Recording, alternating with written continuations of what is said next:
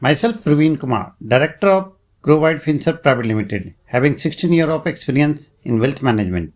Bulk of my career is with Trillium Security Limited as Vice President Wealth. I had also worked for ICC Pro Life and Reliance Capital.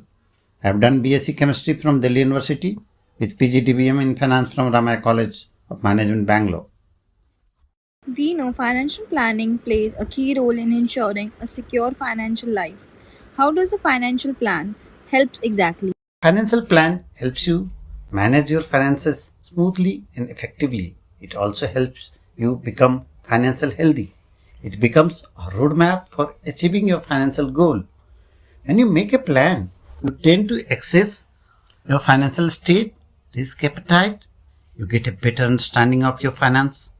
A good plan also gives you an investment direction. Timely and regular investment in turns help you to beat inflation and be financial ready for your goals. A good financial plan encourages you to be financially ready for emergency uncertainties. A good financial plan also helps you to reduce your tax liabilities. Moreover, it helps you to start preparing for your financial secure and retired life. How do we ensure a good financial health? First of all, we should set a clear, definite, and realistic financial goal. We should save regularly, invest our saving, and create a diversified investment portfolio. Try to pay off existing debt as soon as possible and stay away from new debts. Create an emergency fund to tackle the financial uncertainties. You can even seek professional help to plan your finances. How can a budget help us to manage our finances? A budget is an important financial tool that helps you stay on top of your finances. It helps you keep track of your income and expenses. You get a bird eye view on what you earn or will earn and what you spend or will spend. When you know about your income and expenses at a glance, you tend to spend cautiously. For example, if you know that you have only rupees 5,000 at your disposal for an entire week or month, you will then use it prudently. On the contrary, when you have no idea of how much you can afford to spend, your expenses are bound to uncontrolled. A budget not only helps you manage your current finances but also help you provide for your future expenses. A beautiful example of housewives who manages the entire monthly budget very beautifully and even they save some money. Since budgeting is so important, can you please tell us how can we begin budgeting? I will tell you about how to budget. Know your source of income. First of all, list down all the source of your income. Identify your expenses. Start tracking your expenses down to the last rupee to see where your money is going. Separate needs from wants. Take a hard look at your expenses and ask yourself what you really need and what you can do without. Design a budget to accommodate all your needs and wants. Things such as home rent, utilities, and the likes are your needs, and things such as dinner, outings, movies, etc. are your wants. You can even use 50-20-30 rule of budgeting to understand how to allocate your income to your needs and wants. Can you explain the 50-20-30 rule of budgeting? I'm definitely going to explain 50-20-30 rule of budgeting. The 50-20-30 rule may sound like a complex mathematical rule. However, it is very simple to follow. First, you need to calculate your take home or after tax monthly income. Say it is rupees 40,000. Now divide rupees 40,000 in 50-20-30 ratio. That comes to rupees 20,000, rupees 8,000 and rupees 12,000. Use 50% or rupees 20,000 of your monthly necessities. This includes your utility bill, groceries, etc. Use 30% or 12,000 of your wants such as outing, hobbies, etc. The remaining 20% or 8,000 should be used for reducing your debt, savings, investing, etc.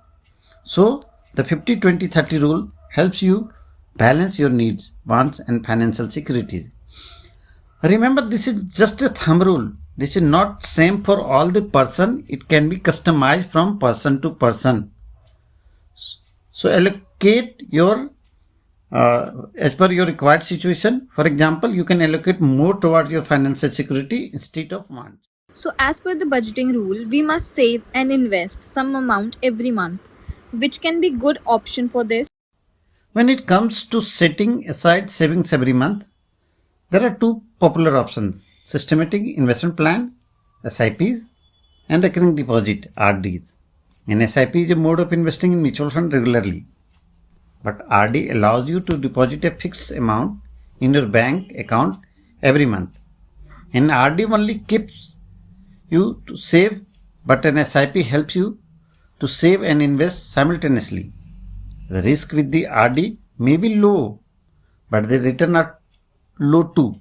On the other hand, if you start a SIP in mutual fund, the risk will be high and return will be high. The installment of RD are monthly, but in SIP you can do weekly, even you can do daily SIP.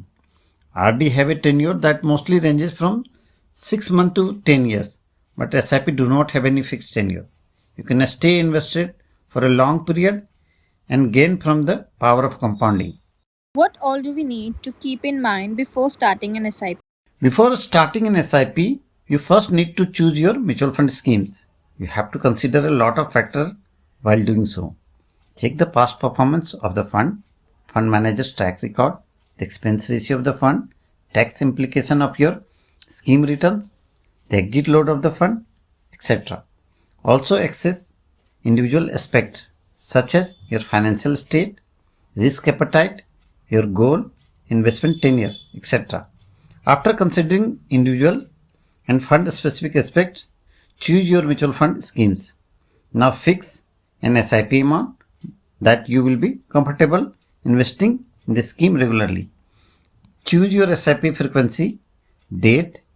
Keep your SIP date close to your pay date, salary date I mean. This will help you minimize the chances of missing your SIP installment. Select your SIP type.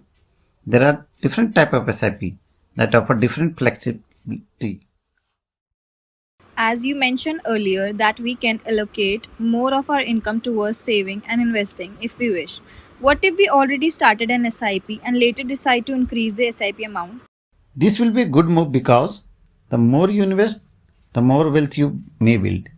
You can easily increase your SIP amount through step-up SIPs. A step-up SIP, also known as top-up SIP, allows you to increase your SIP contribution after a specific period. Most fund houses allows you to increase your SIP amount half yearly or annually. You can specify the top-up as fixed percentage or a fixed amount. For example, you can request the fund house to increase your SIP amount by 5% every year or by 2000 every year. You have an option of choosing the step-up facility while registering your SIP. Just how financial planning is a must for a secure financial life, what is the one thing that is a must for investing through SIPs? Completing the KYC or Know Your Customer process is must for investing in mutual fund, whether lump sum or through SIP. You cannot invest in mutual fund unless you are KYC compliant. It is one-time mandatory process where investors are required to submit the duly filled KYC form along with certain document like Aadhaar card, PAN card or any address proof that help the fund house establish and authenticate their identity. This is done to prevent frauds and secure the interest of investor. For each, fund house allow eKYC or digital KYC, wherein everything can be done online. As we know, there are different types of mutual funds. Which mutual fund would be suitable for young people? Mutual funds are broadly classified in three types: equity, debt, and hybrid. I would suggest young adults opt for equity mutual fund. The biggest reason for this is that equity falls under the high risk and high return category. It is a volatile asset class. It is subject to market fluctuation in the short run. However, it has a potential to perform and deliver inflation beating returns in the long run, which is very, very important. When you are young, you tend to have good risk appetite, so you can invest more aggressively to build wealth. You have time, thus equity mutual fund may be suitable for young adults. In fact, if they opt for ELSS, that is equity linked savings scheme, they can hit two birds with one stone. They can build wealth through equity potential and even save tax on investment up to 1.5 lakhs annually if they opt for the old tax regime under section 80CCC.